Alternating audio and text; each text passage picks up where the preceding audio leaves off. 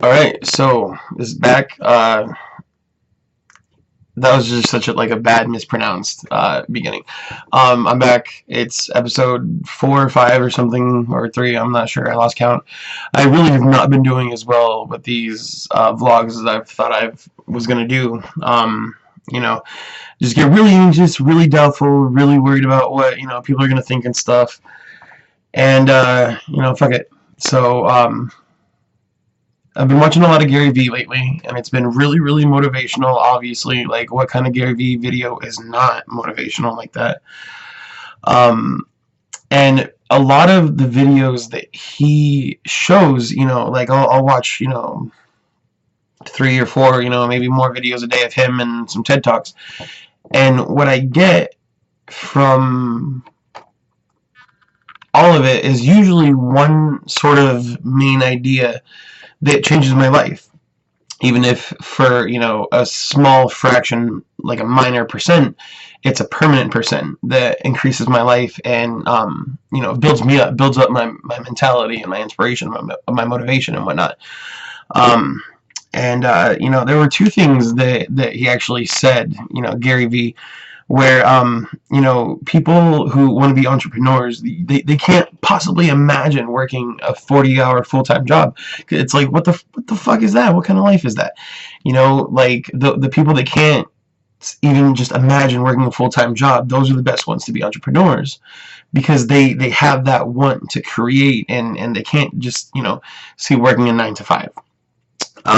Which is also something that there's somebody else, I don't remember their name, but Gary Vee was doing a podcast with this guy, and he's just like, I can't believe how scared people are. Like, it's crazy. We're all gonna die in like 30 years. We're gonna be dust. In the end, we're not gonna be any different. There's not gonna be anything separating or differentiating us aside from the amount of gold that's on our dust. We're all gonna be dust though and can't even use it. Like the gold or the entertainment, whatever. So, he obviously replied like, well, shit, I hope I'm going to be alive for 50 more years, but, I mean, you deserve it if you work this hard in success. Kind of segueing from that into what I'm doing, obviously trying to do a business startup. I don't know if I mentioned that before, but my dad and I are starting a carpet cleaning and upholstery business because, we did some search results.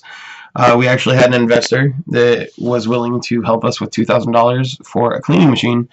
And we have flyers, business cards. We have some people who are down, really, really low cost, low budget. We're going to be flipping the money back into the company and reinvesting. I'm going to be trying to use, some content models and whatnot to advertise on social media, because even though it is a carpet cleaning business, you can still take pictures, you can still have videos, you can still chronicle things. And that's another point that Gary Vee said. He one of his videos, he was just riding in a cab or something, and he's like, if it would be really interesting as with what I'm doing now, if I would have recorded this back when I was like, in my early 20s, so that way it'd be a trip to see back then and then to see now.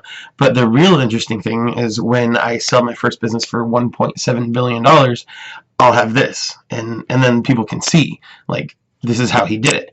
And I don't see any reason why, we all shouldn't be chronicling our own success and putting it out on display, because then people, like a reason why people are afraid to fail and why people don't try is because people are going to judge you. And if you just don't give a fuck, then, like, what's going to stop you?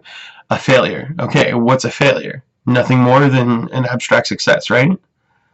So I'm here, I'm super self-conscious. I'm shirtless right now. I did like a 30-minute shirtless video, but there was a song playing in the background, and it kind of like removed the whole video, so I couldn't do that. But I feel good because I'm here, and I'm not only expressing my ideas, but confronting another thing. And now I can actually show my tattoos, which is pretty cool. I have a peace sign, obviously representing peace. The cross, which is religion, not just Christianity or anything involving a cross, just my spirituality. The psychology symbol, which represents mind, body, and soul, and then the unknown, because who fucking knows. I did get a part-time job back, and with Publix, had Publix. lost it. Had Walmart, lost it. Had Publix, and it's going to stick this time. I've never felt more confident about my life and success in my life, and things becoming better. And with this carpet cleaning company, I definitely feel the success coming. We are in the Lake Worth, Florida, southern portion. So if you need any carpets cleaned or anything, I'll put my phone number down, and we'll have a website up and running soon. It's really, really in the process. The machine hasn't even been shipped to us yet. It should be, coming in like about a week. But I highly doubt that this is going to be any sort of marketing video. But if you do need, any carpets cleaned, because it is in such a startup phase, we will be able to, make some things work and whatnot. But it is a really fast-growing trade, or I guess you could call it a trade, or whatever it might be. And I forgot how much money in just Palm Beach County alone it makes. We are a very big county, but there are a lot of issues with, like, old pipes, which has a big issue of why we have a lot of tile, and why the people who have carpets need them cleaned, and why people have their carpets replaced and whatnot. So we are creating a business model and a business plan for that and everything, and just gonna kind of see where it goes. We have my dad and I have started 2 other companies before, but I wasn't even like 18 by the time that they started. But my entire life I never really had a real job. I never even had a part-time job, I believe, until I was 22, and that was when I was with 23 actually. I might have been before I had my no, yeah, I was 22 actually. I did sales for a year for this vacation company, which ended up being a scam, TSG Travel. uh, And that really gave me a good foundation for customer service experience, and hearing customers yell at me, knowing, okay, how can I fix this problem with the resources that I have given to me at this sales office? Going from that to Publix and having the same issue, but it being more of a corporate machine, the process was totally different. But seeing the same processes, done the same ways, but also in a different way with Walmart, it really opened up my eyes. Not to mention, again, that was when I was 22, 23 that I had just done that. I think, I didn't start college until I was like 19, I believe, or 18. I think I was 19 when I started college. Went for 4 years, still haven't finished my degrees. I have 1 graphic design degree, 1 AA transfer degree in psychology, and those were just for personal interest because I wanted to know them. And I also had VA benefits from my stepdad, so it helped pay for, all the schooling and whatnot. And pretty much before the college, I had never really done anything else other than small business startup and participation, and working for them. So, I pretty much was raised on starting businesses and startups and whatnot. And, like one of the videos that Gary Vee said, an entrepreneur cannot they cannot possibly imagine working a full-time job. And I've never, I didn't even work a part-time job until I was like 22.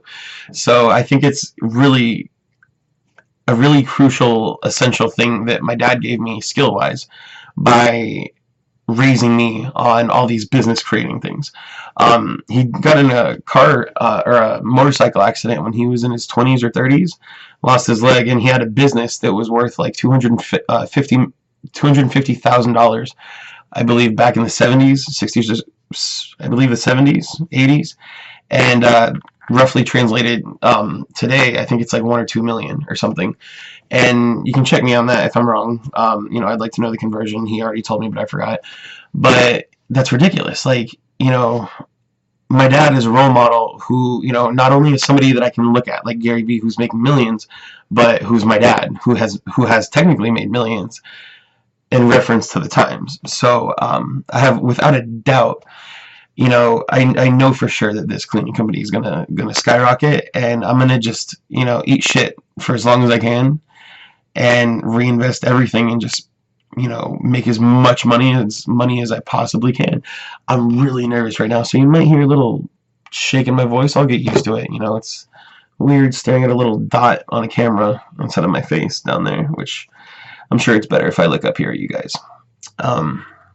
Anyway, in other news, aside from success in business, I've actually been trying really hard to do push-ups.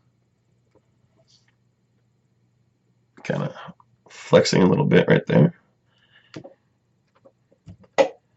So a month ago, I went from not even being able to do one full push-up to, you know, just a whole bunch of videos. There was in the end, just one crazy Russian guy who posted all these videos on how to do push-ups from the easiest way to the hardest way.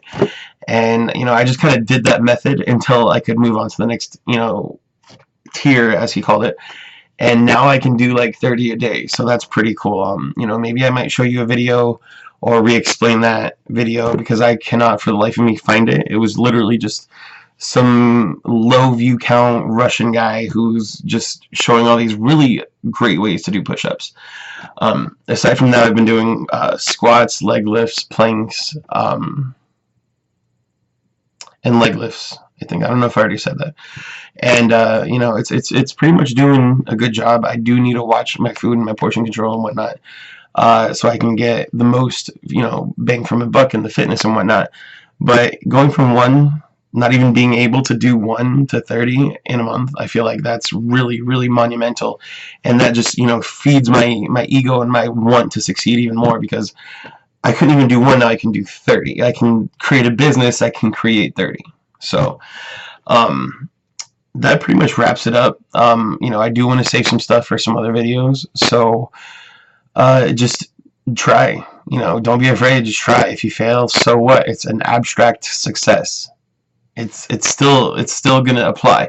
You're gonna, even though you succeeded, you know, one time, you might fail after you succeed, because you haven't, you know, like, failure is learning. Failure is knowing what you got to do and knowing the things that you shouldn't, and failing enough breeds the awareness of what you need to remind yourself each time not to run into that same failure. If I walk into a hole 3 times or 2 times, you know, by the 3rd or 4th, I'm going to realize, okay, don't walk into this hole. That means every time I walk by that hole, I'm going to succeed, because I know not, you know, dumb example, but, you know, just keep trying. It's all cool. Episode 4 or 5 or 3, whatever it is.